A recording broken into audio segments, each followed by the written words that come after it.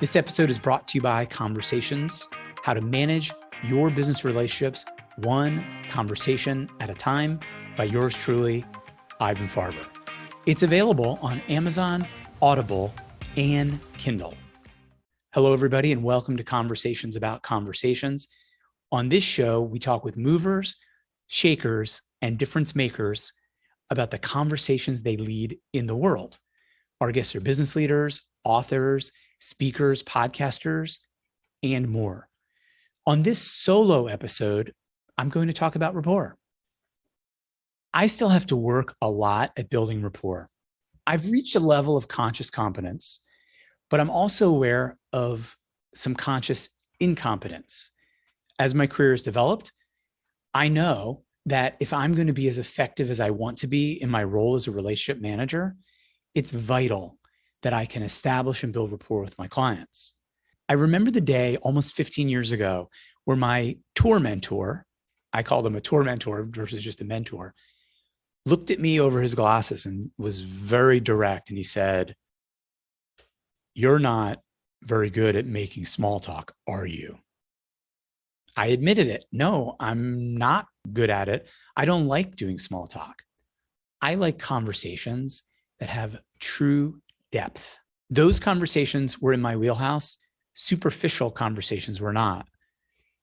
Here's a list of some of the hardest people that I've had to get rapport with, and I've changed all the names. These are not the actual names of the people. Ed, a CEO of a construction company. I know nothing about construction. Fred, a gastroenterologist. I know a little bit about gas, but I didn't know how to make small talk with this busy doctor. Randy, a real estate mogul, too busy to talk with me and very unwilling to let me into his world. Jeff, a mechanical engineer, pompous, arrogant, and always wanted me to know he knew a lot more than I did. Doug, a computer scientist, even less comfortable socializing than I was.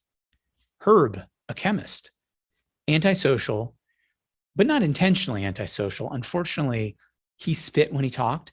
So when you talked with him in person, you had to keep backing up in order to get out of range. Superman was made weak by kryptonite. I was made weak when it came to establishing rapport with certain kinds of people. Even the best among us at building rapport and making small talk have people that are hard for them to build rapport with. My observation is that 8 or 9 out of 10 people, it's easy.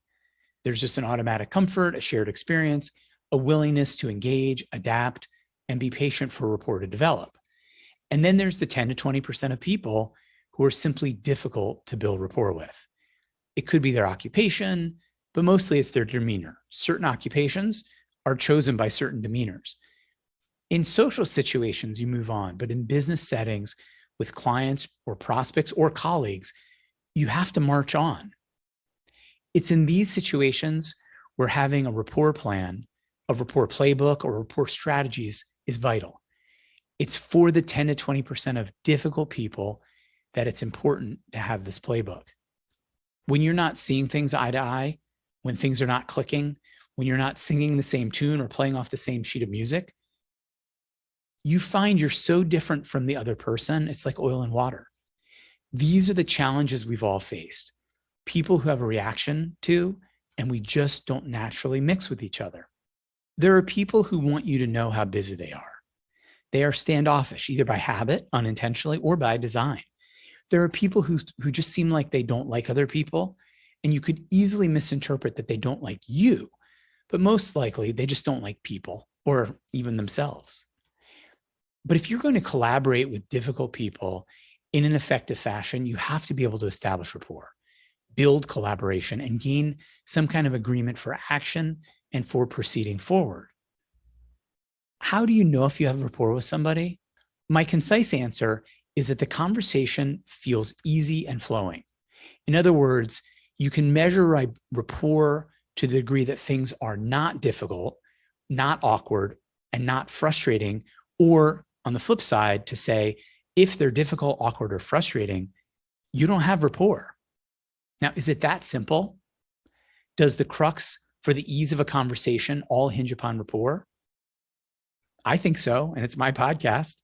Because if you like and trust a person, or if you like and trust what's occurring in a given conversation, you're more likely to collaborate and work together toward a common goal.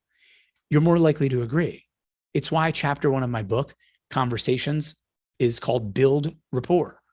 Rapport is the place you begin to have an extraordinary conversation.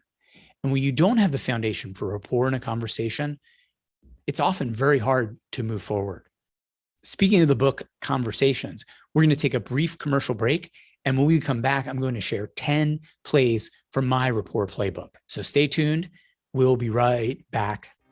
As you know, this podcast is brought to you by the book Conversations, How to Manage Your Business Relationships One Conversation at a Time by yours truly, Ivan Farber. Here's what people are saying about the book in the reviews on Amazon. Hands down, this is one of the best self-help books I've ever read. It's relevant for anyone who cares about improving their relationships, one conversation at a time. If you want to improve your business and personal relationships, start reading this book today. This book is a manual for someone who wants to optimize business and personal relationships through effective conversations. So here's the 10 plays in my Rapport playbook. Number 1, questions people have to answer. How's the weather? Where are you from? How's business? Short questions where the person thinks something like, if I don't give at least some kind of answer, I'm a jerk. 2, quick shares. Something quick you can share about yourself, followed up with, what about you? Or how about you? Like, I just went to Montana for a vacation. How about you? Any travel plans? 3, asking what they'd like to accomplish. I have 3 items on my list. What's on yours? 4, listen.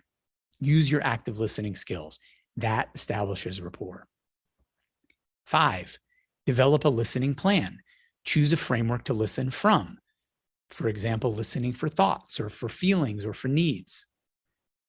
Number 6, match tone, pace, pitch, and tenor.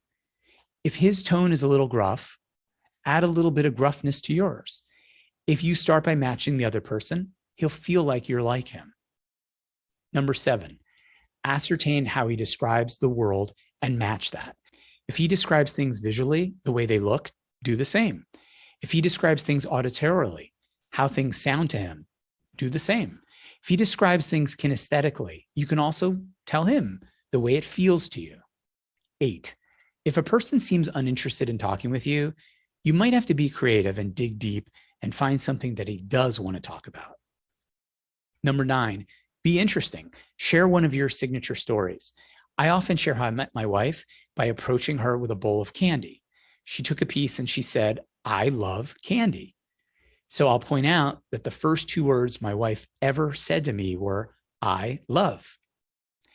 Number 10, don't take it personally. If you can't build or don't have rapport, it might not have anything to do with you. Act as if you have it, fake it until you make it. In conclusion, like a lot of parts of a conversation, it's key that you are responsible for managing it. Poor rapport will undermine your relationships. You need more rapport, not poor rapport. I'm Ivan Farber, signing off for Conversations About Conversations. Thank you for being a part of this conversation about conversations.